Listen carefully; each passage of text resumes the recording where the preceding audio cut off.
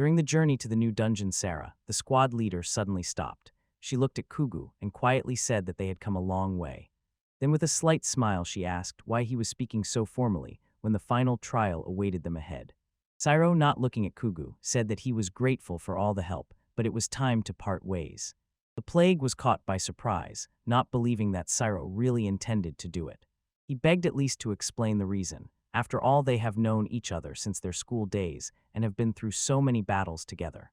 Sairo coldly replied that Kuga is a master of all crafts, but has not shown true talent in any. That is why, according to him, letting him go is the best decision for the team. While Kuga still could not recover from what was said, Sairo added that he must enter the hidden room on his own. Kuga did not understand the meaning, and Sarah only said that this should be considered a farewell gift. At that moment, Kuga finally grasped the subtext and understood. For him, this was the end of the dungeon seeker's journey. Behind, the voice of Makari sounded, who asked if he was acting too cruelly. Sairo calmly replied that there was no other way out, even if it meant resorting to force. Kuga turned to Makari, smiled softly, and thanked her for the care, saying that everything was fine. Then he silently walked past Sairo, stopped by the door, and asked if this was the gift that had been mentioned. If so, then he accepts it with honor, Kuga said, opening the door. As soon as he entered, the exit behind him disappeared, and before him stood a girl in the darkness of the room. She had red eyes, pale skin, and fangs. Her gaze was filled with menace as she coldly asked what kind of place this was. Seeing him alone, the vampire suspiciously tilted her head and asked if he really planned to fight her alone. To understand the situation, one must know the world in which this is happening. Half a century ago, dungeons suddenly appeared on Earth. In their depths, magic and monsters were found, and this gave rise to a completely new era of professions and adventures. Among the discovered types of magic was resurrection magic, a power that works only once but guarantees automatic revival. That is why dungeon exploration and broadcasts from them became a real sensation for the world.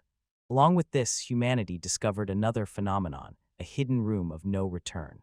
It received this name because no one ever returned from there alive. Those who entered inside spent their resurrection magic and lost the right to enter any dungeon again.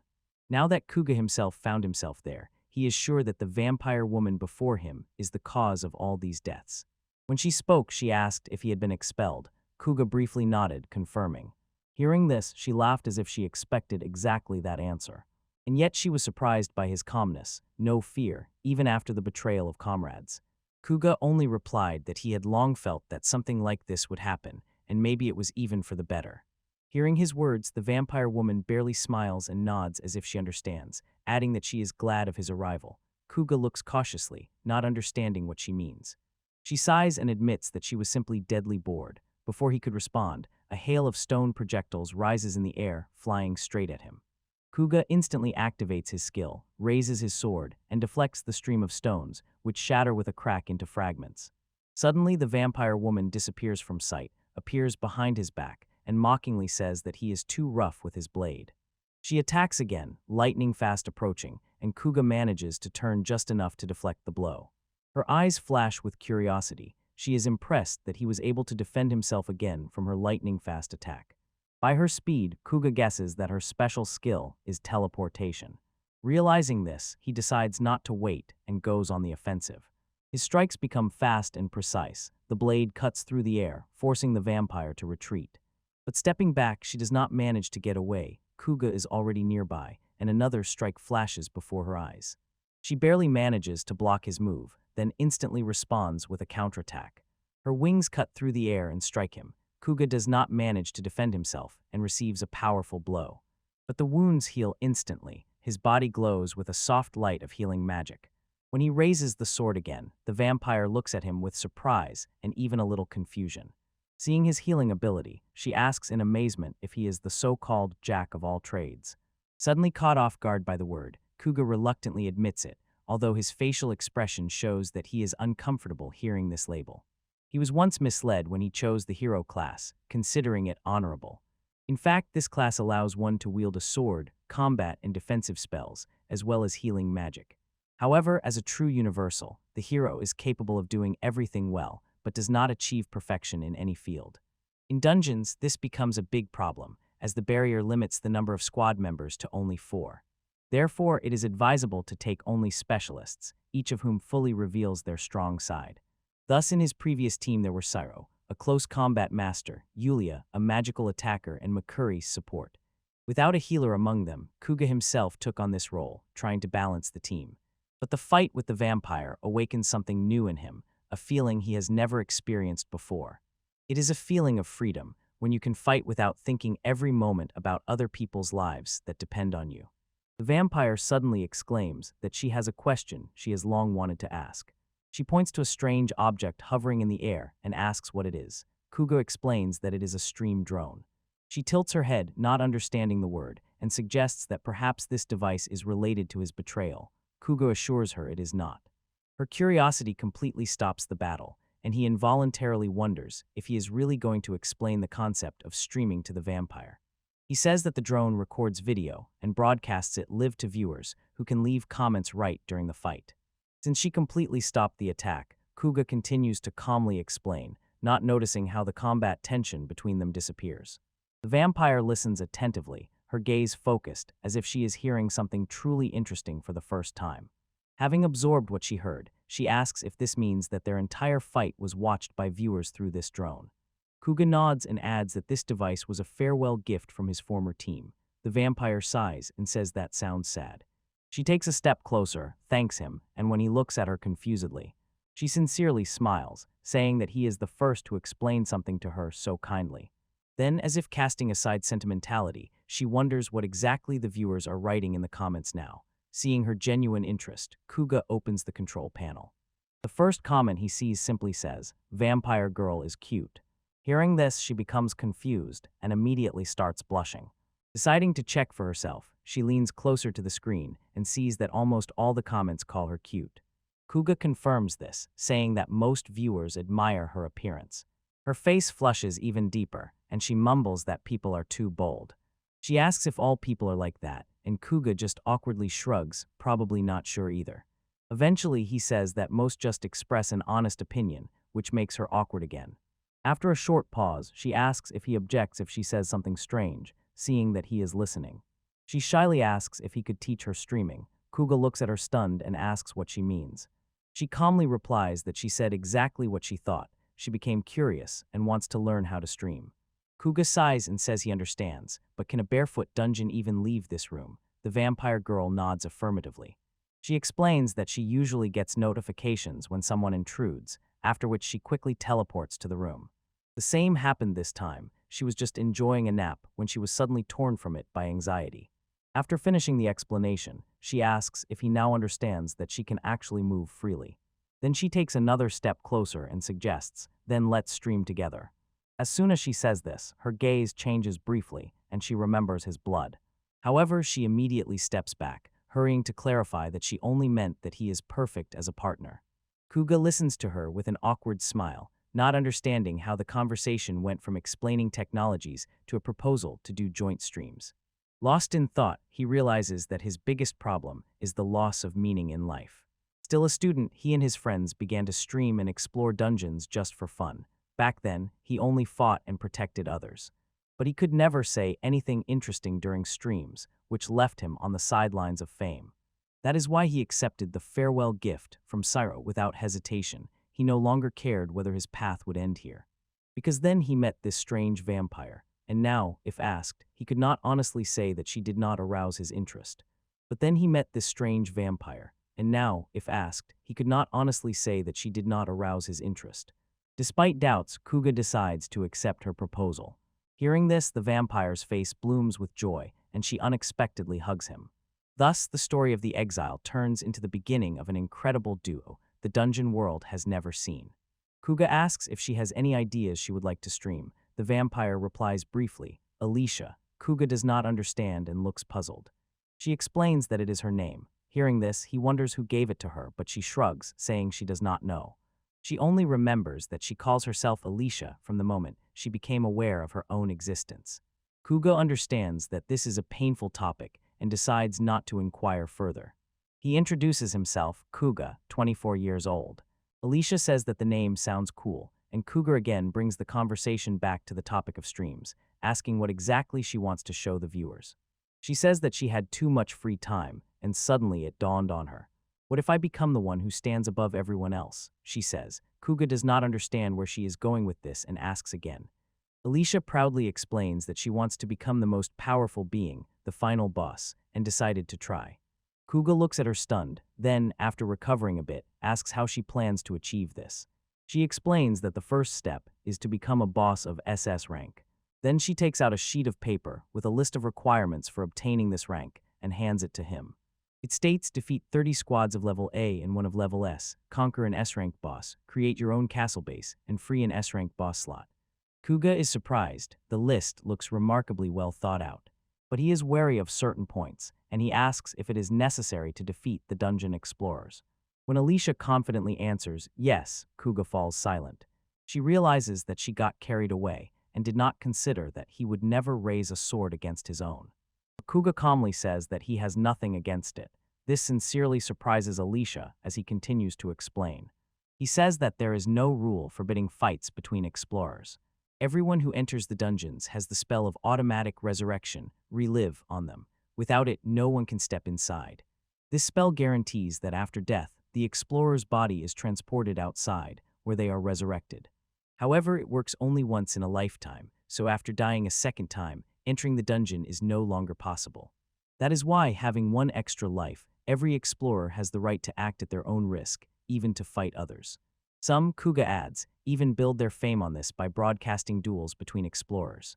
He also mentions that currently there are only 4 S-rank parties, and the most famous of them is called Duelist. Hearing this, Alicia is genuinely surprised, and, remembering her goal, immediately asks how to defeat one of such teams. She asks to confirm whether there really are only 4 S-rank parties. Kuga nods, and then Alicia asks about his own rank. He replies that he once belonged to an S-rank team. Hearing this, Alicia nods approvingly, as if she understood more than she said. Then he clarifies whether there are those who stand above him in the hierarchy, and Kuga confirms. Distracted from the topic, he wonders if she herself has any rank, since among the S-level bosses her name was never mentioned. Alicia calmly replies that she does not have it.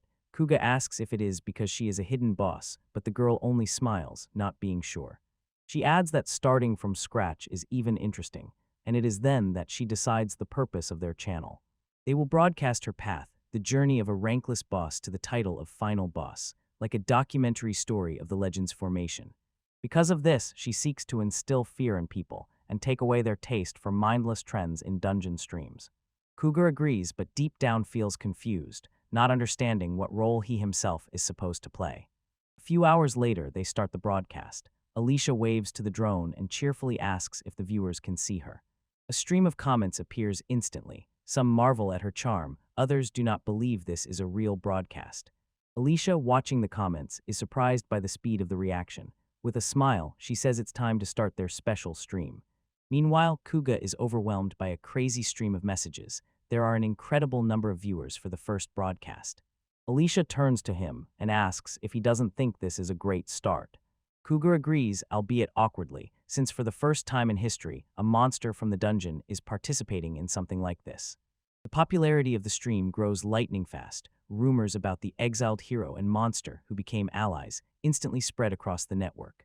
This attracts much more attention than they could have expected. Alicia addresses the chat and solemnly announces the topic of the first broadcast. She declares that they will be hunting researchers. Kuga goes silent, not understanding what he has gotten into, while the chat explodes with confusion. The viewers are confused, not knowing whether this is a joke or a real intention. After a few minutes, Alicia notices a group of researchers and informs Kuga, who still cannot decide how to feel about it. With a self-satisfied smile, she says that the prey has come to them on its own. Among the arrivals is a guy named Kenzu, who is happy that they managed to get this far. He even feels a bit nostalgic. They were all friends back in the high school club, and now they are together again in the dungeon. His friend Akina tries to say something, confessing that she wanted to be on his team, but before he could respond, their group is being attacked. 2 fall instantly, not even managing to understand what happened. Kenzu and Akin, stunned, look around, but in the next moment the attack reaches them too. The attacker turns out to be Alicia. She calmly steps out of the shadows while Kenzu and Akin, mortally wounded, call to each other through the pain. Devastated, Kenzu asks himself why it all ended this way. Everything was going perfectly. today they were just hunting, unaware of the danger. And although they had stood on the brink of death many times before, they had always been lucky to survive, until this moment. They were not overconfident. No one could have predicted that everything would turn into such a tragedy. Kenzu calls to Akin, reaching out to her, wishing to touch her hand even for a moment before death. She also reaches out, saying his name, but at that very moment something terrible happens. Alicia suddenly appears nearby and instantly kills Akin. Bursting into laughter, the vampire thanks them for the good job, while Kenzu screams in pain and despair. He shouts, asking Alicia and Kugu what the hell they are doing. Alicia calmly replies, "We are just hunting humans." Kenzu is struck with horror, then explodes with rage, not believing that she is serious. Alicia, with a barely noticeable smirk, asks why he is so outraged if he does the same thing every day. When he remains silent, she asks why he streams in the dungeons. Receiving no answer, she continues, "Does he do it for money or fame?" Her words only irritate Kenzu more. Then she says she understands his feelings but reminds him, monsters risk their lives every day for human hobbies, and mockingly adds that he should be thankful. Kenzu shouts a curse but doesn't finish. His head is instantly blown off by a strike. When their bodies disappear, activating resurrection magic, Alicia sarcastically throws. He seemed to want to say something. Kuga silently watched the whole time and cannot believe that she really went that far. Most of all, he is shocked that an entire squad of young researchers died, and it was not supposed to happen at all. After all, Alicia, as a vampire, was not supposed to appear on this floor with such power. Everything happened accidentally, almost absurdly. While Kuga sympathizes with the dead, Alicia coldly asks how the views are going. He replies that the stream is gaining crazy publicity, and she smiles contentedly. That's great. Then she turns to the chat. "So, people, are you already scared?" And indeed, the reaction does not keep her waiting. Comments explode with condemnation. Viewers call her a freak, a monster, a disgusting creature. But that is exactly what she wanted. Alicia looks completely satisfied, saying that maybe people have now learned their lesson. But soon the stream of comments changes. New messages come in a completely different tone. One of the viewers writes that those researchers themselves experimented on monsters. They cut slimes to find out how quickly they recover, adds another. People begin to justify Alicia, believing that Kenzu's group deserved punishment. Many decide to stay and continue watching her stream. Confused, Alicia tries to explain that monsters are cruel by nature, so there is nothing terrible about the experiments. But someone in the chat thanks her, writing that they felt as if something new awakened inside them. Stunned, Alicia turns to Kuga and asks, "So people are monsters too?" No less surprised than her, Kuga after a long pause says, "Maybe so," but Alicia objects, looking him straight in the eyes. "Are people really worse than monsters?" she asks, and Kuga is silent, lacking the strength to deny. Inside him, anxiety and doubt are brewing. Kuga realizes that with the unpredictability of human thoughts, Alicia's plan will definitely not go according to the script. After a few minutes, she extends her hand to him, asking him to take it. Kuga hesitates but still agrees. Noticing his hesitation, Alicia asks if he is shy. He awkwardly admits that he is a little. Hearing this, she smiles and says that he is amazingly shy. Kuga awkwardly looks away, but she still takes his hand. The next moment, Alicia activates teleportation magic, and they teleport to the monster city. She asks how he likes the place. She explains that, as the name suggests, only creatures of non-human origin can get here. Since the broadcast continues, viewers see everything live and do not believe that this is a real place. Comments pour in one after another. People write that the city has an amazing atmosphere, and the little monsters look incredibly cute. Alicia smiles and agrees with the viewers' thoughts, nodding proudly. She notes that Kuga is probably the first man in the world to set foot in Monster City. Hearing this, he asks if she is sure that it is safe. Alicia assures that everything is fine, there are no prohibitions. Kuga agrees, although he still feels uneasy, reminding that he is human. She laughs and says that there is no need to worry because he is hers, and suddenly breaks off the phrase. Thinking deeply, she realizes that she herself does not understand who he is to her. In the end, she decides not to complicate things and calls him special. Kuga awkwardly agrees, and thus he involuntarily becomes for her that very special other. Coming back from his thoughts, he asks if it is possible to stream here. Alicia replies that if no one is bothering, then it is possible. The viewers are surprised by her carefreeness. They write that this is the first time someone is streaming from the City of Monsters, and they thank her because now they can see this place with their own eyes. Meanwhile, Alicia does not forget her main goal, to become the final boss. She also strives to sow fear in people and make them give up such entertainments as streams or dungeon raidings. But Kuga thinks if people understand that monsters also live their own lives, maybe some will really change their attitude. He wonders if Alicia realizes that her plan might work completely the opposite way. Meanwhile, she suggests going to the place where she lives. Kuga agrees, but walking beside her, he feels the gazes of monsters on him, which causes nervous tension. Suddenly someone called out to Alicia, calling her Vampire-chan.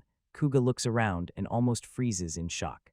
A giant minotaur stands before them. The spectators are also impressed, as this is an S-rank boss that appeared out of nowhere. Alicia greets her with a smile. Mino-chan, how are you? Seeing the friendly conversation, Kuga calms down, and the spectators also understand that these two beings are acquainted. Alicia introduces Mino-chan as her friend, and Kuga as her special other. Mino politely bows, greeting them and introducing herself as Mino Terrace. Surprised by such politeness, Kuga thanks her in return. Mino carefully turns to Alicia and says that bringing a human here is not the best idea. When Alicia asks why, she awkwardly explains that it's just basic common sense and asks her to reconsider. Meanwhile, Kuga is surprised by her voice, unexpectedly soft and even cute for a creature of such size. Mino notices his surprise, apologizes, and adds that he is quite a brave one too. She says this because not everyone would dare to appear in the monster city without permission. Kuga awkwardly agrees and also apologizes.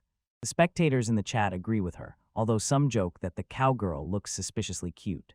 Despite his calm appearance, Kuga also doubts whether a human has the right to be here, but circumstances force him to stay. The first reason Alicia destroyed a promising party of rank B, so returning to human society, is now too dangerous for him. The second, Alicia herself cannot leave the dungeon. He thought about acting separately, but there is no connection between them. The idea of meeting from time to time was also discarded. If something happened, they would never see each other again, so Kuga decided to stay close. At that moment, Alicia laughed, reading comments where one viewer writes that Kuga went crazy after Kumezmi, and another adds that he is completely unrestrained. She calls him to look, saying that the viewers are discussing him specifically.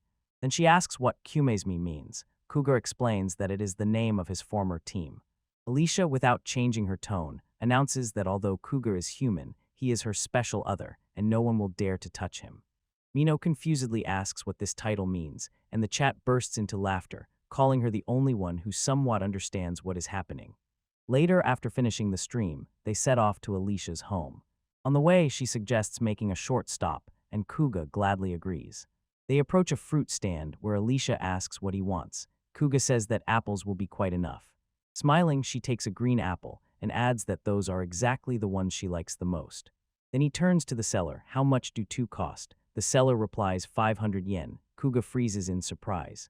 When Alicia notices his reaction and asks what's wrong, he mumbles that he probably just disobeyed. She calmly hands over 1,000 yen bill and receives 500 yen in change. Seeing this, Kuga is amazed again, and the seller even asks if he is okay. Kuga says he is just shocked. Monsters use human currency. Alicia asks if it is really that strange, and he confirms that it is. Recalling that Japanese dungeons also operate with yen, he begins to wonder if other countries also use their own currencies. In total, 9 dungeons have been confirmed worldwide, in Japan, America, China, Thailand, UAE, France, Egypt, Brazil, and Australia, 1 in each country. The entrance to the Japanese dungeon is located in the city of Akira. Because Asia already has China and Thailand, the Japanese dungeon has become somewhat isolated, so most researchers here are Japanese. Returning to the topic of money, Kuga asks how exactly monsters obtain it. Alicia replies that each resident receives a fixed amount daily, which resembles a human basic income. Kuga just nods, deciding not to explain further, and says he wants to pay himself. But Alicia objects, smiling. Don't be so polite, today it's my treat. Kuga agrees, thanking her for her sincerity. Later they arrive at her home. Alicia says with a smile to feel at home and takes a cloak from Kuga, hanging it by the entrance. It is here that she allows him to stay temporarily. According to her, it is only a shelter until she builds a real castle. At first, Kuga wanted to find a separate place to spend the night, but he didn't have time. Alicia, completely carefree, simply invited him to her home. When dinner time came, she chose only 1 green apple. Kuga shuddered, seeing her modest living conditions. She just shrugged, not understanding his surprise, while Alicia went to bathe. Kuga took a quick meal from his bag and began to eat, trying not to pay attention to the strange feeling of awkwardness. When it was time to sleep, a new problem arose. Kuga asked what happened, noticing her embarrassment. She blushed and replied that there was only one bed in the house. These words caught Kuga by surprise. Alicia turned red, admitting that she had completely forgotten about it. She tries to come up with a solution, but as soon as she imagines that they might sleep together, her face flushes with a bright blush. For her, it is unthinkable. Kuga, not understanding her reaction, only thinks that today they have already done many unthinkable things. Nevertheless, Alicia does not know what to do. After all, she invited him, and her conscience does not allow her to make the guest sleep on the floor.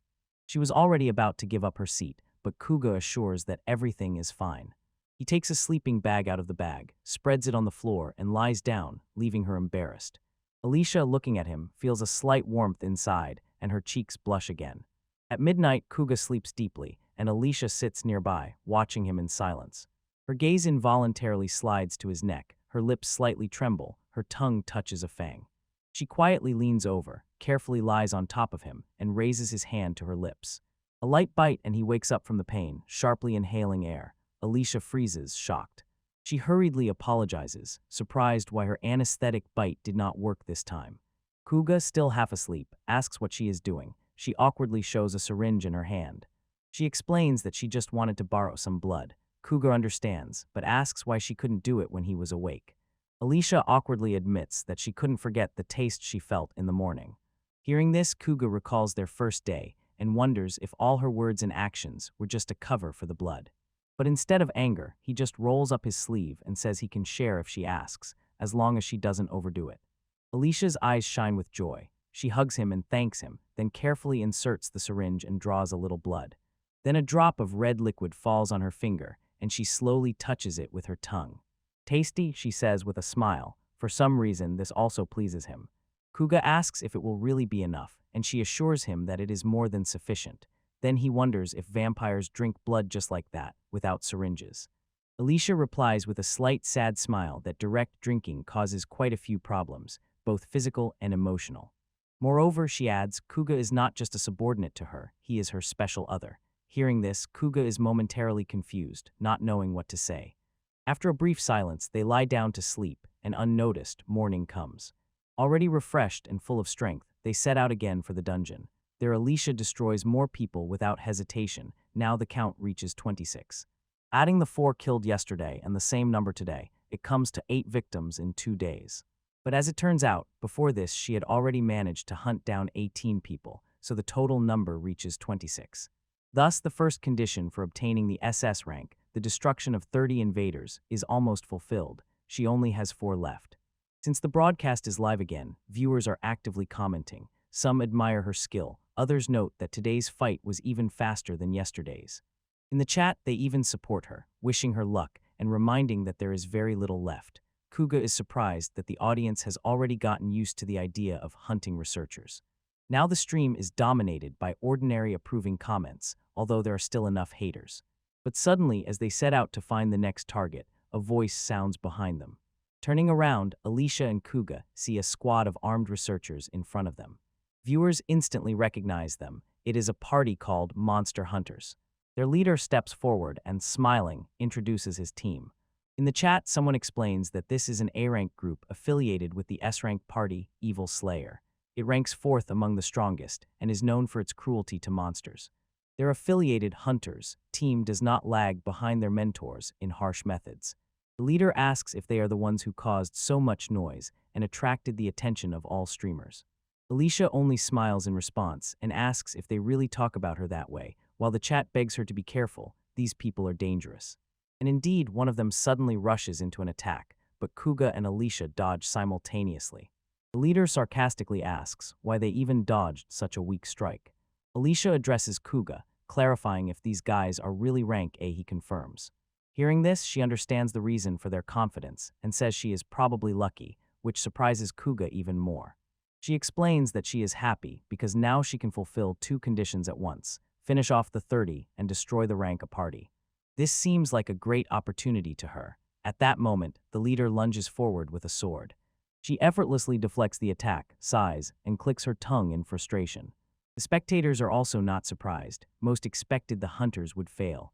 Although they are strong, the audience dislikes their cruelty, especially the leaders.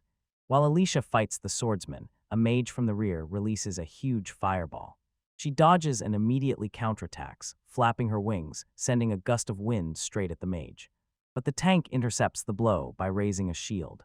Taking advantage of the moment, the swordsman sneaks up from behind and activates the skill Quick Slash.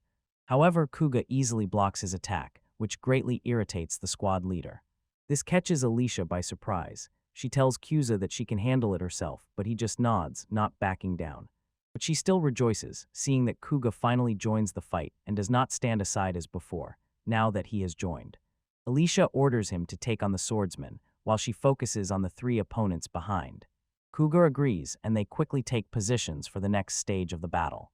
The irritated party leader growls, asking if Alicia really thinks she can just leave, and lunges forward, but Kuga blocks his strike again. Realizing that his opponent is now Kuga himself, the man mockingly asks if he really believes he has a chance in close combat. His name is Shidahara, and he is a fencer, a specialist in ultra-fast sword fighting. Although Kuga has the class Hero, and all his characteristics are at level A, he cannot fully utilize them simultaneously. Instead, Shidahara's parameters perfectly match his role as a fencer, so he operates at the maximum of his capabilities. Preparing for the duel, Shidahara mockingly says he will teach Kuga real fighting and calls him mediocre. He activates acceleration magic, rapidly closes the distance, and attacks. The plague effortlessly deflects the blow. Shidahara mockingly asks if he doesn't find it funny that the hero, called to save humanity, now fights on the side of the monsters. These words begin to irritate Kuga, but Shidahara continues, calling him a fool unworthy of the hero title. Then he swings his sword again, and mockingly adds that it is precisely because of such incompetence that his comrades abandoned him. Hearing this, Kuga is confused, his grip weakens, the sword almost slips from his hands. Inside, he admits that perhaps without him, the Kumezmi party would indeed have become stronger. But even despite this, that team was everything he had, and now when it is gone, he no longer cares. He tightens his sword hilt. And in one clear motion, he delivers a vertical cut, instantly slicing Shidahara in half. His comrades are shocked, but they do not manage to do anything. Alicia finishes off the rest with one jerk.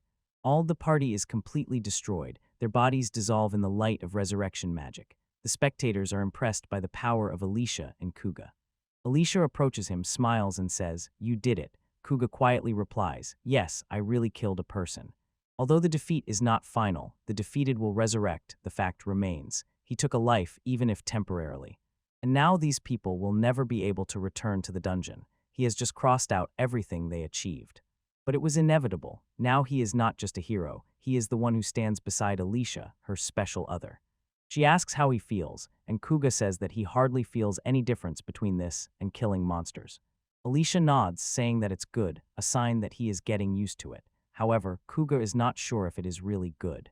Suddenly, a system window appears before them. The professional stone blinks, notifying about the appearance of a new class tree.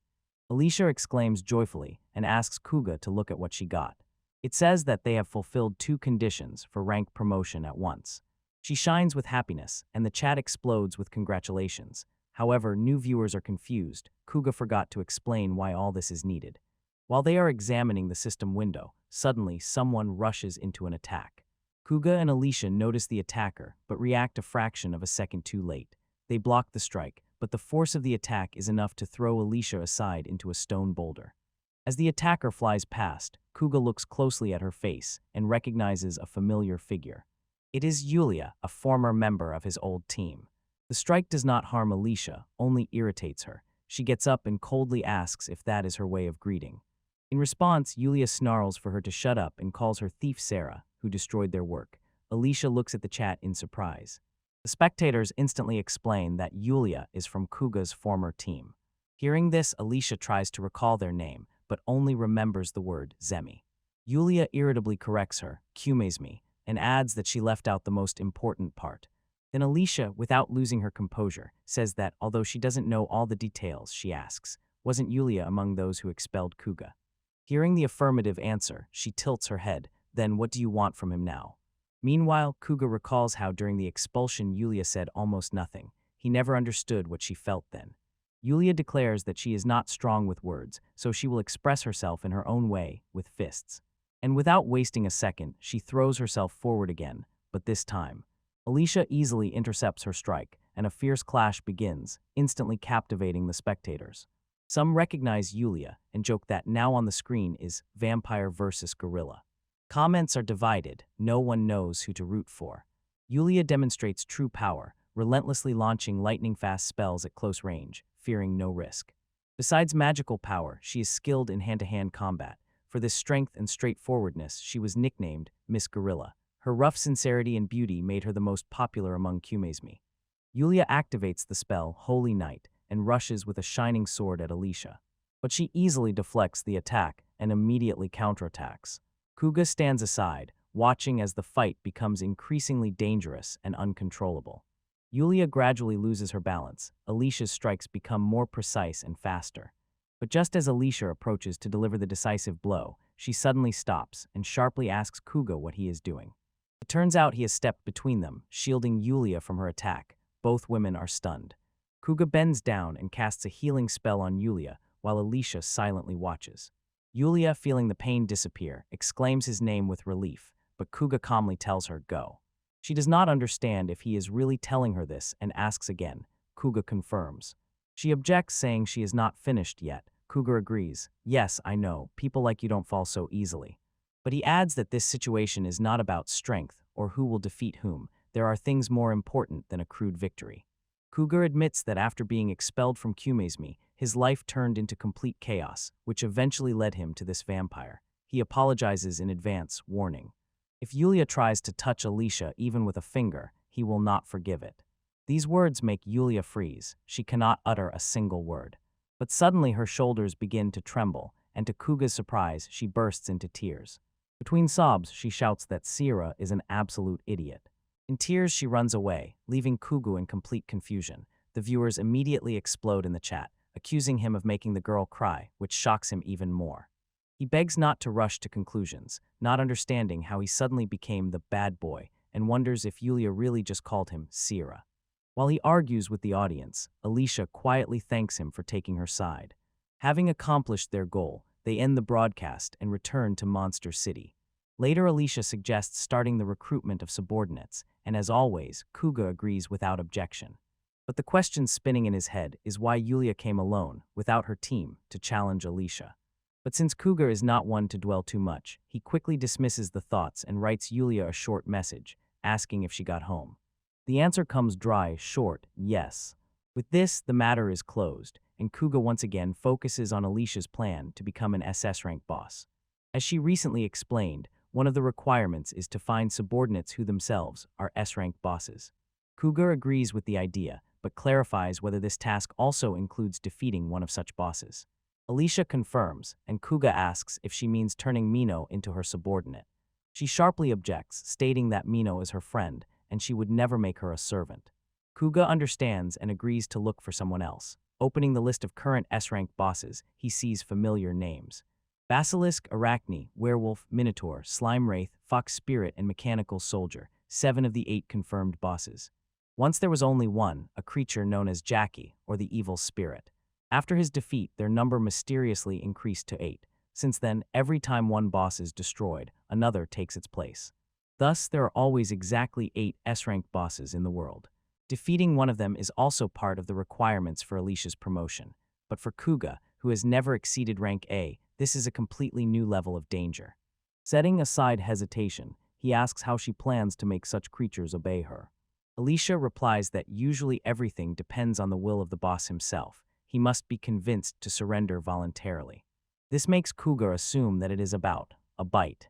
She confirms, but adds that she does not like this method. Kuga is surprised to hear something like a moral stance from her. But Alicia explains that it is not about ethics, she just does not like the taste of blood that she dislikes. Kuga recalls that in battles, she never drank blood directly, using tentacles for absorption. Except for one exception, his own blood, and this thought involuntarily makes him wonder if it is related to the fact that his blood type is O. He reasons that it might be connected to what he heard earlier. Blood type O supposedly attracts insects more, so maybe vampires too. Rejecting this thought, Kuga asks whom she plans to choose as a target. Alicia only smiles mysteriously and says she has already decided everything. She explains that the Japanese dungeon is divided into two parts. The upper layers rise from the ground into the sky, and the lower ones descend underground, but the difficulty level remains the same. For example, the upper 15th floor and the lower 15th have approximately the same danger. Because of this structure, the dungeon got the name Two-Headed. In general, the higher the floor, the larger it is in size. Moreover, every 10th level is completely free of monsters. Floors 10, 20, and 30 are considered the most convenient for camping. On the 10th and 20th floors, there are even large cities, and Alicia's hidden room is located on the 43rd underground level. Currently, it is sealed due to her prolonged absence, and the S-rank bosses reside 2 floors above. The 49th floor is special. It is divided into 3 upper and 3 lower sectors, each inhabited by one of the 6 SS-rank bosses. If such a boss is killed by people, their place remains vacant. The replacement system, as in the S-rank, simply does not work. When Alicia leads him forward, Kuga asks where exactly they are heading. They descend to floor B32. It is a dark dungeon with uneven stone walls stretching endlessly in all directions. The viewers immediately recognize the area and begin discussing who exactly lives here, surprising Kuga with their knowledge. They explain that kobolds live on this level. Alicia confirms this and solemnly declares that today they will destroy an entire colony. Her plan is to attack the kobolds and subjugate them, turning the entire colony into their servants. But as they approach, Alicia notices a human girl ahead and shows her to Kuza. She asks what to do, but he clarifies, weren't they supposed to hunt exactly such as her? Alicia replies that everything depends on the person themselves. Without reason, she does not attack those who do not show hostility. From this distance, it is difficult to determine whether the girl is dangerous, but Alicia notes that there are almost no peaceful researchers left now. Kuga agrees. However, he finds it strange that the girl is alone, without partners, and not even a drone for support. Although loners among researchers sometimes occur, it is very rare. Like Yulia yesterday, going alone is a bad idea, even for experienced fighters. Even stranger is that she looks confused, as if she does not understand where she is and what she is doing. Then the girl utters a spell that deactivates her resurrection charm, causing Alicia to ask Kuga in surprise what she is doing. He replies that it is a bad sign, perhaps she's going to commit suicide. Alicia is confused, while the chat explodes with guesses. Viewers suggest that the girl is a reviver, since only they can independently remove resurrection spells. They advise being careful, because losing such a person is a real loss. Kuga agrees, only a reviver has the right and power to cancel their own resurrection. He explains that before entering the dungeon, each researcher pays a contribution to the insurance company, where the reviver casts a resurrection spell on them. Thanks to this, after death the body automatically restores outside the dungeon, so the research does not pose excessive risk. Moreover, every researcher passes a checkpoint before entering the dungeon, where they check for the presence of a revival spell. So the fact that this girl is a reviver is confirmed, and this is an extremely rare class. Viewers add that almost all revivers are overloaded with work outside the dungeons, as they are hired by insurance companies. Seeing one inside is almost a miracle. Alicia finally realizes the situation and thanks the audience for the explanation. Then she returns to Kuga and says that something must be done. He asks what exactly she means. Alicia replies that since the girl has such a valuable class, it would be wise to make her subordinate. They approach the girl, and Alicia loudly calls her, asking her not to do anything foolish. The spectators admire her determination, while the girl freezes upon seeing a vampire woman before her. Suddenly she turns around and runs away, causing Alicia real despair, but she uses tentacles to stop her. The spectacle turns out quite ambiguous, and the audience cannot decide whether to laugh or worry. Noticing this, Kuga tries to intervene, but Alicia literally starts drooling, saying she can't resist the urge to hunt the girl after seeing her. The plague looks at her awkwardly and asks itself whether she is behaving like a hungry bear at all. Then he apologizes to the viewers, saying that maybe it's time to end the stream. Some ask why, others hint that the scene is becoming too sensitive. The broadcast cuts off. Meanwhile, the girl says not to stop her. She wants to finish everything right here and asks to be quickly killed with a sword. But Alicia instead asks why she is so eager for death, and although she does not show much interest, she continues to inquire. She suggests if the girl has already decided to die, then why not get some pleasure from life beforehand? When a tentacle touches her cheek, the girl asks fearfully what exactly Alicia means. And then the vampire unexpectedly asks, "Do you like dogs?" The girl answers confusedly, but honestly that she does very much. Hearing this, Alicia lets her go, happily says, "Wonderful," and grabbing her by the hand, pulls her somewhere, calling that place Dog Heaven. On the way, the girl calls herself Kashana. Hearing the name, Alicia warmly greets her and asks if she knows who they are. Kashana apologizes, saying she has heard almost nothing about them and wonders if they might be popular streamers. Alicia waves it off, saying it's no big deal. She herself doesn't even know how famous they are. One of the viewers in the chat writes that actually they are currently the hottest topic on the network. Alicia reads this comment and is genuinely surprised, while Kashana, not seeing the screen, just shrugs. Putting the topic aside, Alicia enthusiastically says she is leading them to a real dog heaven. Kashana cautiously asks what that is. In response, Alicia smiles mysteriously and says, "You'll see, you'll like it." They set off to the first location, but it seems boring to Alicia. The second one also does not meet her expectations. The third turns out to be a bit better, but still not the one. And only the fourth place finally matches her idea, what she was looking for. Kobolds live there, surprisingly beautiful creatures with dog-like features. Alicia admires and asks Kugu if he also likes the atmosphere. He agrees the place is truly cozy and calming. Alicia happily announces that she will stay here. Kashana, however, notices the guards with surprise and asks if this is not a kobold colony. Alicia confirms and Kashana, shocked, finally understands. This is exactly what she meant by the words dog paradise. Alicia confirms her words and enthusiastically explains that here she can pet and hug the kobolds, so she asks Kashana if she is happy. When they approach closer, one of the kobold guards notices them and jumps up alertly. By each entrance to the estate stand kobold sentries, and their appearance changes depending on the type of colony. That is why Alicia chose the colony in the Japanese style. The local kobolds look almost like miniature Shiba Inu. Even Kashana, who was initially skeptical, cannot resist the temptation. She wants to pet them. She reaches out her hand, but at that moment, the kobolds suddenly rush forward. Kuga instantly reacts, standing between them. It turns out they are not as peaceful as they seemed. Instead of affection, they were preparing to bite. His hand is saved by the speed of his reaction. Alicia praises Kugu for the lightning-fast reaction and warns Kushan that kobolds can be quite aggressive. Kashana apologizes to Kuga, and Alicia explains that their weak spot is the neck. If you stroke there, they instantly calm down, and indeed, after a few touches, the little beasts purr gently. When the situation is resolved, Alicia suggests going inside, and Kuga agrees. Kashana then begins to speak in a trembling voice, apologizing for Kuga getting hurt while protecting her. He smiles and says that everything is fine, no need to worry.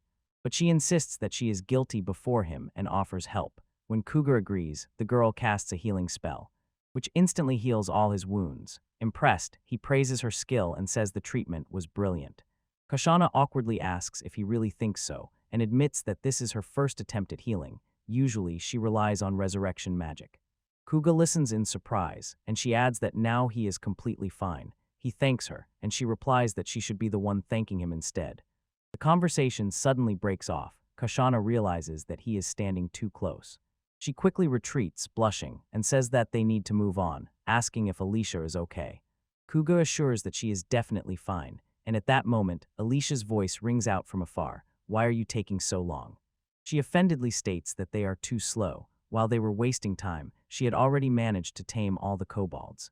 This shocks not only Kuga and Kashana, but also the spectators. One of them jokes that the stream has quietly turned into a healing session, causing Kuga to awkwardly apologize. Later, when Kashana is playing with the kobolds, and Alicia is casually talking to one of them, Kuga stands aside and calmly surveys the area.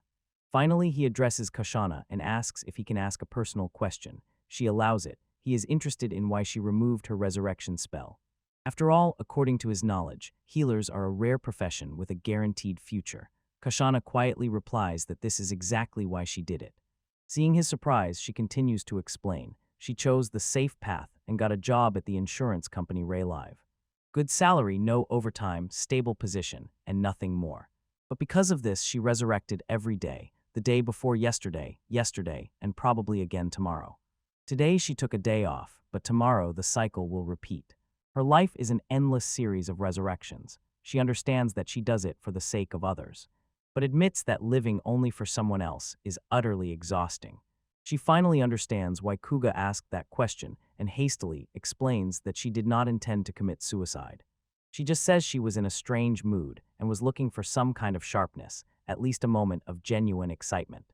Hearing this, Kuga partially understands her. The magic of automatic resurrection changed everything. Now people can explore dungeons without fear, risking only conditionally. Because of this, exploration turned into entertainment, a show for spectators. This is how professions like revivers appeared. But after Kashana's words, Kuga realizes that even in this miracle there is a curse, endless resurrection without meaning. And then suddenly Alicia interrupts the conversation, cheerfully offering Kashana to become her subordinate. Kashana asks confusedly what she means, so Kuga explains that Alicia is a monster. The girl herself guessed, noticing the wings, but is surprised that Kuga does not have them. Then he says that he is a human. This impresses her even more. She did not expect to see a human next to a monster. When Kuga asks why she refuses, Kashana awkwardly replies that her mother will simply kill her if she becomes a servant of a monster. Alicia only sighs and says she understands, while Kuga thinks to himself how strange this logic is, but decides to remain silent. After a pause, Kashana admits that she is surprised by how recklessly some people around her behave. Kuga nods, thinking that she means Alicia, and agrees, yes, it happens. But the vampire girl clarifies with a smile, she meant you. This shocks Kuga. Watching their funny quarrel, Kashana thinks that maybe she herself should change a bit and learn to take risks. Hearing this, Alicia again offers her to become her subordinate, but Kashana refuses once more, repeating the same phrase about her mother. Alicia shrugs and does not insist. She tames kobolds but fails to win over Kashana. After saying goodbye to the girl and clearing the third floor of the dungeon, Alicia and Kuga set off back to the monster city. You can leave the city anywhere, but the entrance is always the same, so each time they have to return on foot. On the way, Alicia stops by the same fruit stall and takes a few apples. Kuga wants to pay, but she refuses. He insists, saying that thanks to their streams, he has started earning good money. Alicia looks at him surprised, and then Kuga explains that now he really earns well. This amazes her. He says that profit grows with the number of viewers, and since without her he wouldn't have so many views, he asks her to accept part of the money. Understanding his sincerity, Alicia agrees. Kuga asks if she uses the MayPay service. It is through it that streamers get paid. He adds that when the money runs out, he will have to go to the human city to withdraw more. But noticing her confused look, Kuga guesses, here, in the city of monsters, money cannot be withdrawn. Putting the topic aside, he asks about what she mentioned earlier, the daily inflow of money, and how it works at all. Alicia takes a Japanese 1,000 yen bill out of her pocket and explains that every day she gets 5 of these in her pocket, that is, 5,000 yen. Kuga is surprised and realizes that he will have to return to the human world later. While he thanks her for the explanation, the seller calls out to him. Realizing he forgot to pay, Kuga apologizes and says he will do it immediately, but the seller clarifies. He meant something else. Kuga can pay via MayPay.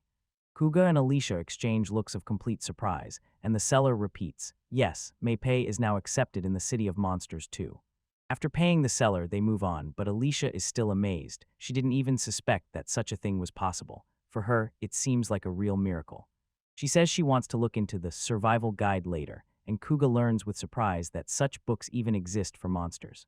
Putting the topic aside, he explains that unlike her, he spends energy much faster, so he needs to eat more, especially iron, which his body requires.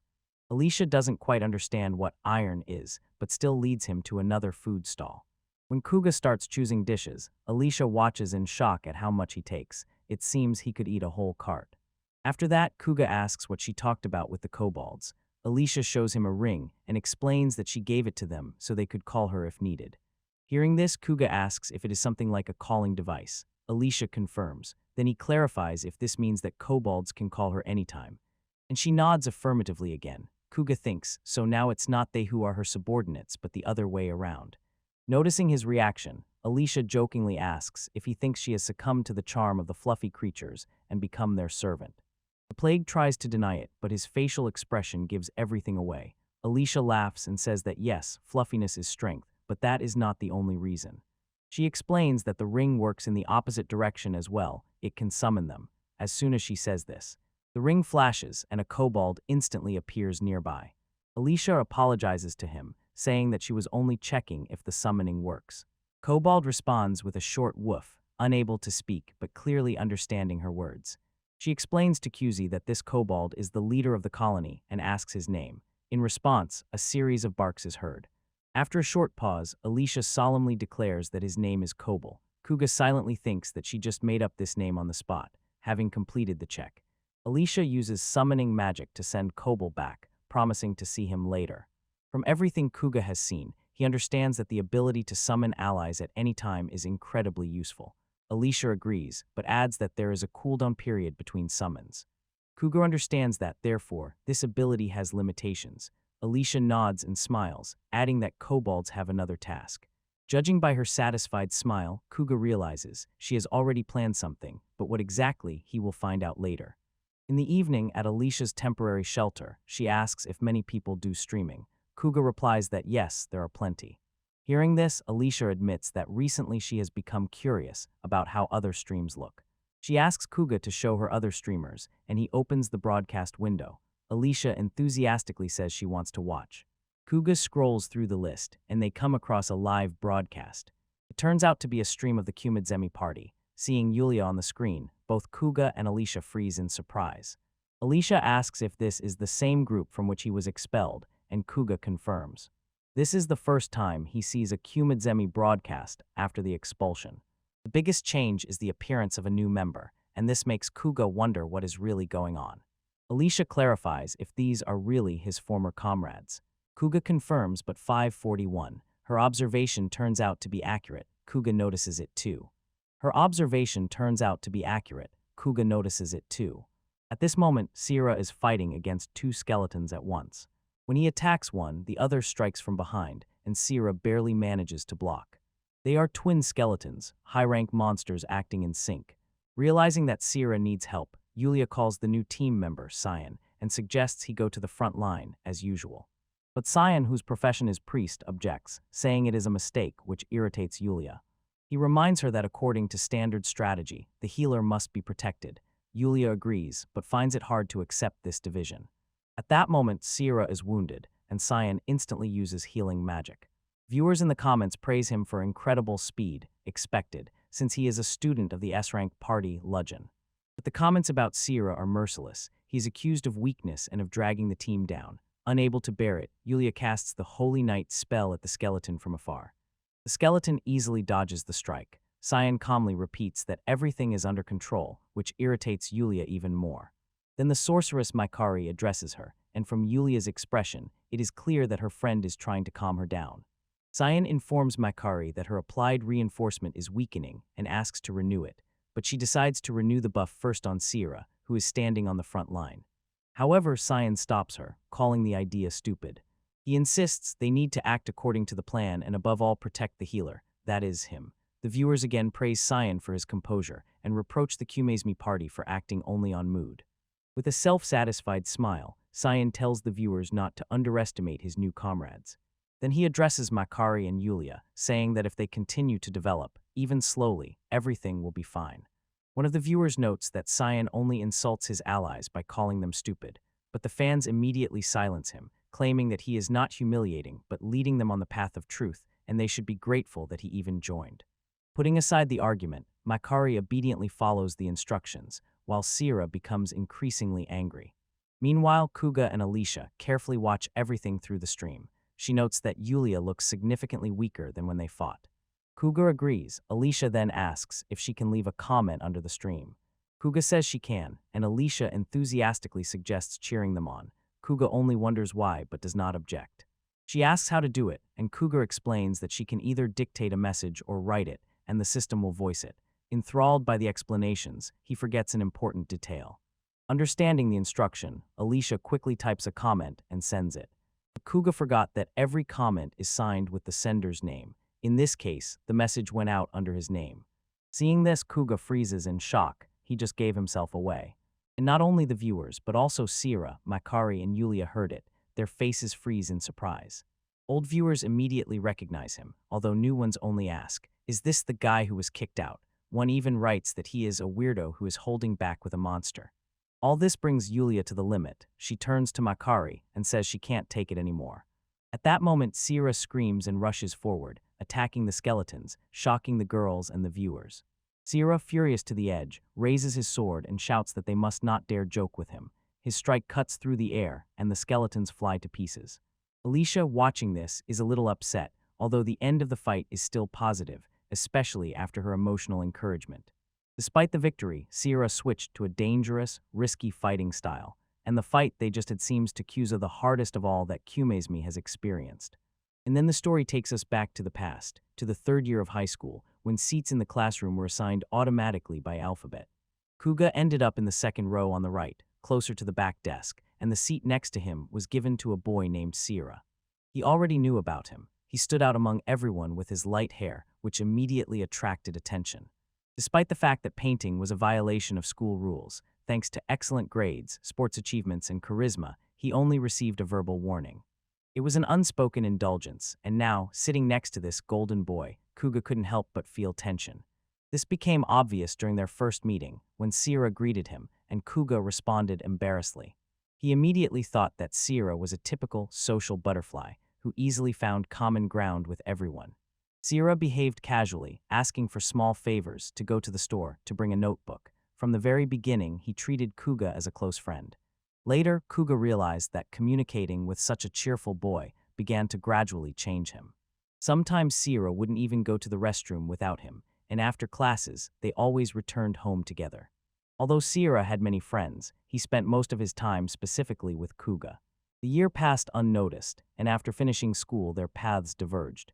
Kuga thought that their connection ended there, but a few days before graduation, he received an unexpected invitation from Sierra to a group chat. There were about 10 students there, all the most prominent figures from their class. For Kuga, only Sierra was familiar, so he felt like an outsider among this company. But surprisingly, most participants greeted him warmly and kindly. Among them were Yulia and Makari.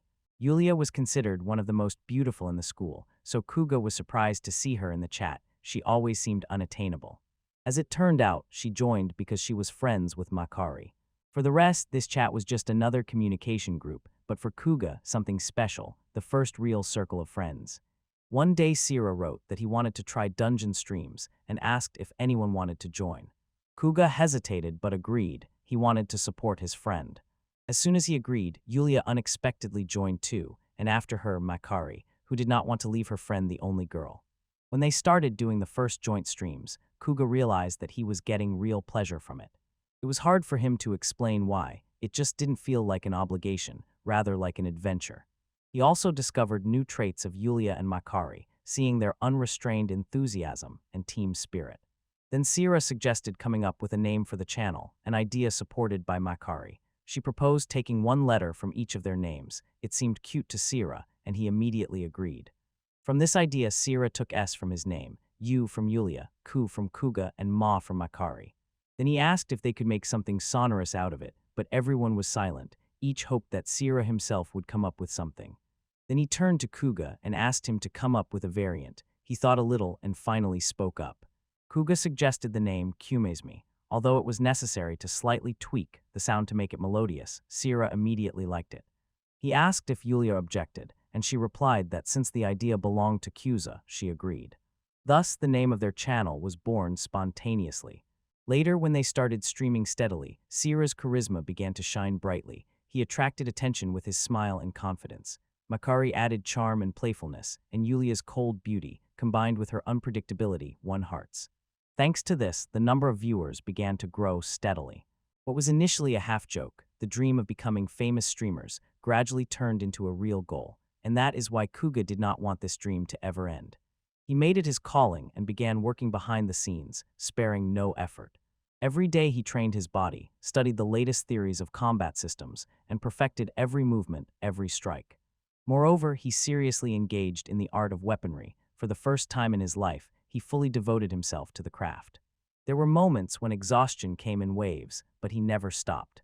The only thing that kept him on this path was the desire to ensure that no one from the team died or was forced to leave. This aspiration was especially evident during Kyumezmi's first clash with a Class B monster, a giant orc. The battle was exhausting, but in the end, they cornered the beast. In despair, the orc threw his axe with incredible force, using his last strength. Sierra, who was standing at the front line, did not have time to react. The blow was meant to hit him directly. But at the last moment, Kuga, then still a simple warrior, rushed forward and took the blow himself, shielding Sierra with his shield.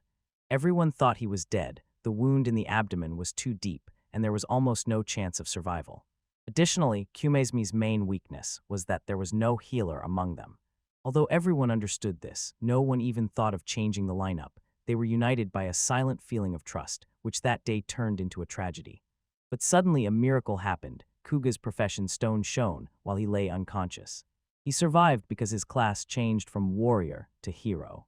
The first thing he did was actually heal himself, and it saved his life. The team with tears rushed to hug him. Kuga survived, and Kumezmi for the first time got the one they had been missing so much, their healer. Although the hero class was not intended for healing, if it allowed him to protect his comrades, Kuga was happy. However, it later turned out that this healer was semi-competent, and this became the cause of their decline.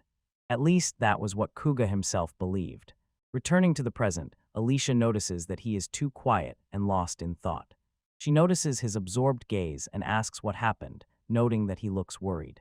Kuga looks away and briefly replies that everything is fine. Alicia does not insist, and smiling, tells him to pull himself together, then confidently continues on the path. The viewers, seeing the expression on his face, leave supportive comments. "You can do it." One even adds jokes, making him feel a little awkward. Suddenly they notice a familiar figure. It is Mino-chan, a minotaur and Alicia's friend.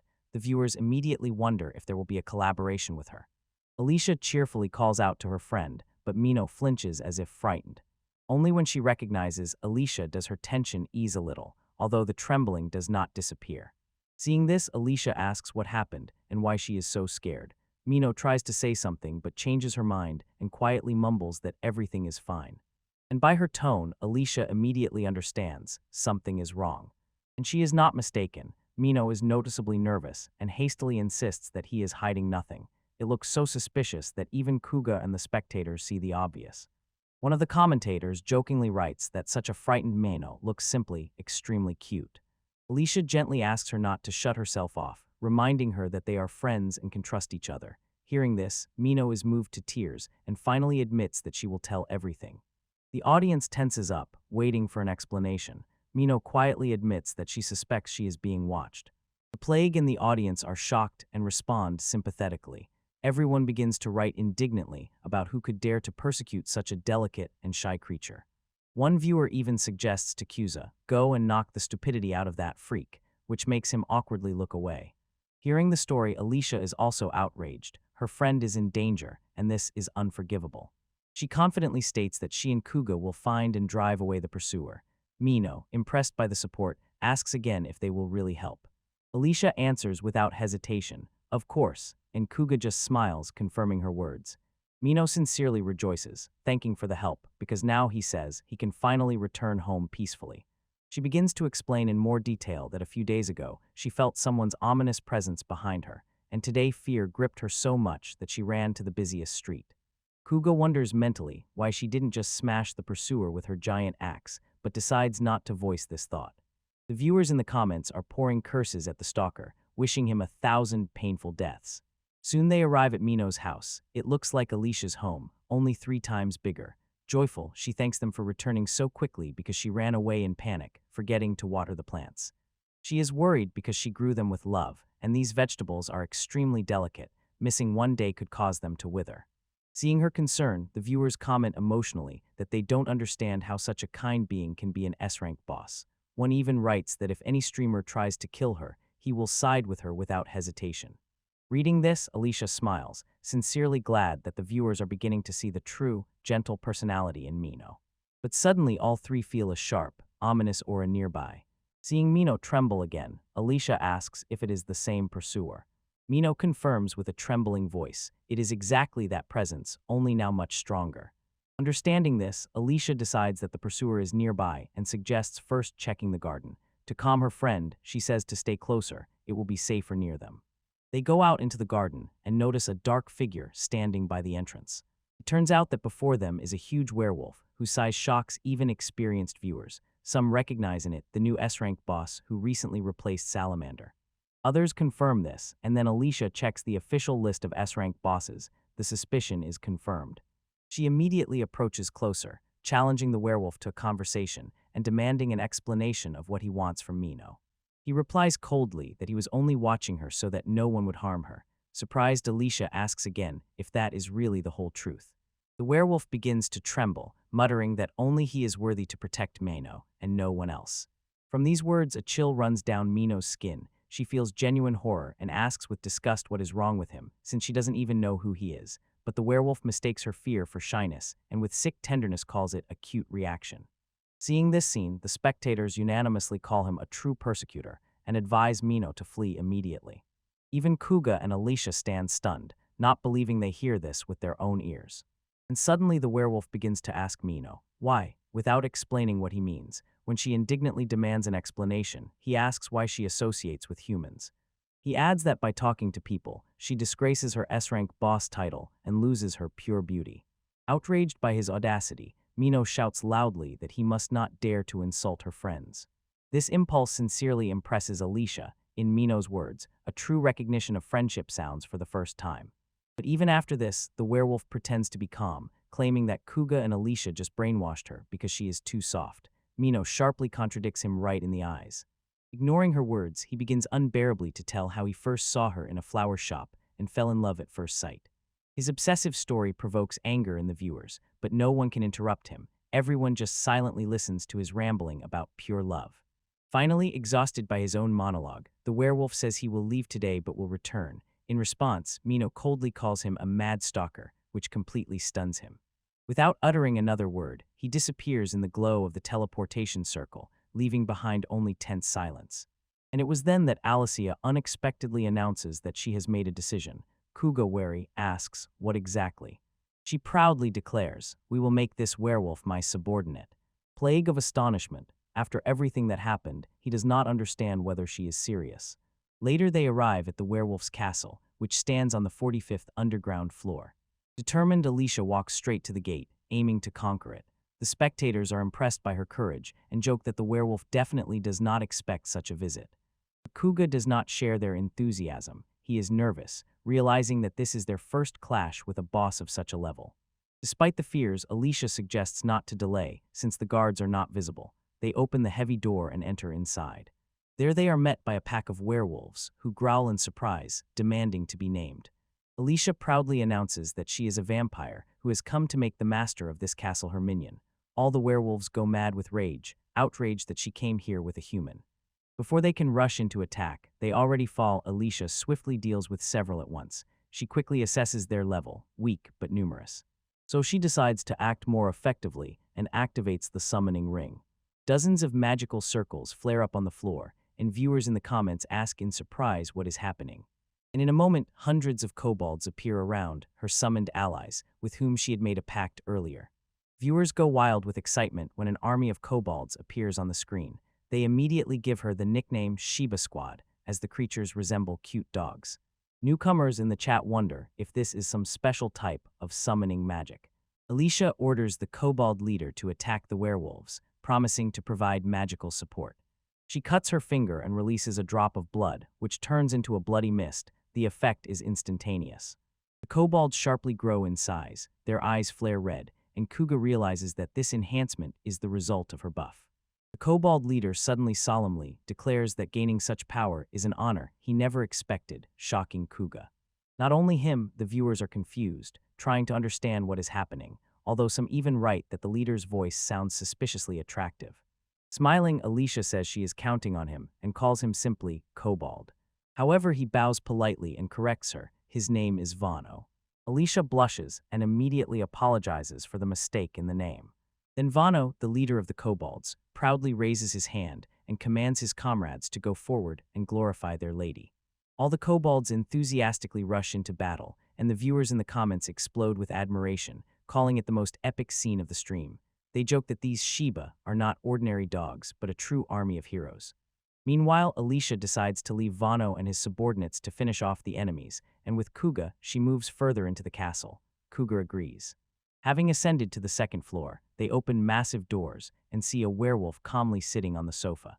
With a slight smile, Alicia says, "Oh, we meet again." The werewolf only laughs ominously, admitting he did not expect her to come to him herself.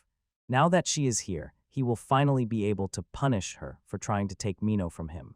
The viewers immediately protest upon hearing him call Mino his. A real storm begins in the chat. Some jokingly claim that Mino belongs to them, not him. But Kuga suddenly notices another figure standing next to the werewolf. The viewers also notice and wonder if it is a traveler who accidentally ended up here. Alicia asks who this girl is. The werewolf looks around and reluctantly replies that she is just his little hobby. Hearing this, Alicia and Kuga feel disgusted. Alicia angrily asks if he plans to keep her captive as he planned with Mino. The werewolf waves it off, saying no, she is special. But Alicia does not listen. She orders Kuga to take the girl and leave. He hesitates, unwilling to leave her alone, but Alicia insists, saying she can handle it herself. Then Kuga draws his sword, and with a swing breaks the iron ring on the captive's neck. He quickly wraps her in his cloak and says he will take her to a safe place, then return. The werewolf does not interfere, only coldly says they will pay for their audacity. Alicia smiles. We shall see about that. Leaving the main hall, Kuga asks the girl if she is all right. She quietly replies yes, and he notices with relief that she is conscious. Her age seems too young to be in such a place, and Kuga frowns for a moment, wondering if this is the werewolf's perverse taste. Seeing that her clothes are dirty and torn, he gently ties his cloak tighter around her, telling her to walk beside him. She blushes shyly, but obediently nods and walks after him. Meanwhile, in the main hall, a fierce fight begins between Alicia and the werewolf. His blows are heavy, but he barely manages to fend off her lightning-fast attacks. Since Kuga left the drone translator with Alicia, the viewers see the fight live and wildly support her, demanding to crush the werewolf. This is the first time they are witnessing a real monster versus monster battle, so the stream explodes with emotions. In the chat, she is jokingly called evil versus evil. The werewolf, unable to keep up the pace, sharply jumps back trying to retreat, but Alicia instantly teleports right in front of him, which irritates him even more. He leaps into the air, extends his sharp claws, and falls from above with a strike, but she disappears at the last moment. The claws hit the stone floor, and he injures himself. The viewers are stunned. She defeats the S-rank boss without much effort. One of them even writes that Alicia's power seems to exceed the limits of this level. But despite the ovations, Alicia herself feels a strange unease. This fight is too easy. She directly asks the werewolf if he is not too weak, causing him to click his tongue in indignation. Some viewers do not understand why she says this, but most are convinced Alicia is simply too strong even for S-rank bosses. After a pause, she suspiciously asks if he is really S-rank. He starts laughing and mockingly replies that he never said that, shocking Alicia. Then he slyly mentions that the person she brought has still not returned for some reason. At that moment, Alicia realizes it's a trap, and she is annoyed at her own carelessness. The viewers quickly piece together the situation and joke that Kuga is never lucky, even when he is just saving someone. Meanwhile, Kuga, carrying the girl to a safe place, suddenly hears her calm voice. She asks if he knows the game Mafia, but the werewolf variant. He is surprised at how casually she speaks after everything that happened. He replies that he has heard about her, but has never played. She begins to explain that in the game the werewolf pretends to be a human and attacks the village at night, and asks if that is the version he knows. Kuga shrugs, maybe. After all, he does not know all the rules. Then the girl softly calls him by name, asking him to listen carefully. With a light smile, she says that she is actually the very werewolf. Kuga freezes, finding no words. At this time, Alicia runs through the castle corridors looking for Kuga. She left the fake werewolf beaten on the floor, but concern for her partner does not give her peace. The longer she does not find him, the more worried she becomes. Finally, reaching the last door, she breaks it down and sees Kuga alive and unharmed. The audience exhales with relief. Everyone is glad that the hero did not die. Kuga, noticing the anxiety on her face, asks what happened. Alicia points at the girl and shouts for him to step back, explaining that this is a real werewolf. Kuga calmly replies that he already knows, and this astonishes Alicia. He says that the girl confessed everything herself. The viewers explode in the chat. Some are shocked, others boast that they guessed it from the very beginning, but everyone admits this werewolf girl is too cute to hate. The werewolf girl says with a smile that Kuga wanted her to become his kindred spirit. Kuga blushes and explains that it was Alicia's idea, not his, but the girl, as if not hearing, adds, since he wanted it, she agreed. At this, Alicia literally bursts out screaming. The viewers joke that Kuga was born under a star that attracts all monster girls to him, and some even declare him a monster traitor who must be punished. Kuga is confused. Unable to bear it, Alicia asks the werewolf why she agreed at all. After a short pause, the girl calmly says, because he was kind to me. Alicia freezes, not believing what she heard. The girl continues. When Kuga saved her, he constantly asked if she was okay, praised her, said she was great and that there was nothing to fear. For her, these were the first sincere words of support in her life, and for the first time, someone treated her not as a monster, but as a living being. The viewers are stunned. Could it really be that simple? In the chat, they joke that they could also say similar words and win the heart of the werewolf girl. One even writes to Cusa, telling him to step aside because he is willing to take his place. Alicia trembles with irritation and asks what exactly the girl just said. With a gloomy look, she admits that no one has ever said such things to her, and it worries her. Kuga calmly explains that she simply has never been in such a situation. Hearing this, Alicia realizes he is right and falls silent. The viewers notice how she suddenly quiets down and begin to guess what is happening. Some predict drama, others joke so as not to jinx it. Someone in the comments suggests that Alicia might be pretending to be weaker to get some care. She sharply denies it, ordering not to make up nonsense. Turning away, she adds that she never thought about such a thing, and at that moment, a fake S-rank werewolf enters the room, calling the girl by name Gry. Seeing Alicia, he mockingly asks if she still isn't satisfied, but before hearing the answer, he hears the girl address him, brother. Everyone, Kuga, Alicia, and the viewers, froze in shock. Could they really be related? Looking more closely, everyone notices that both have similar silver hair. The resemblance is obvious. The werewolf asks his sister in surprise what is going on. After a short pause, Gry answers that she met her destined one. She approaches Kuga, squeezes his hand, and solemnly declares that she is becoming his minion. Everyone is shocked by this, both the werewolf and Alicia. The werewolf even suspects that he started seeing hallucinations from a head injury. He, confused, asks Gry if she has gone crazy. She only squeezes Kuga's hand tighter and says that he is so kind that she fell in love at first sight. Even more irritated, the werewolf tries to calm her down, saying that love at first sight is a path to disaster. He says Kuga might turn out to be a hidden psycho. At such words, Kuga gets angry, thinking they are complete nonsense. The werewolf continues, asking what Kuga himself feels, whether it is just one-sided affection.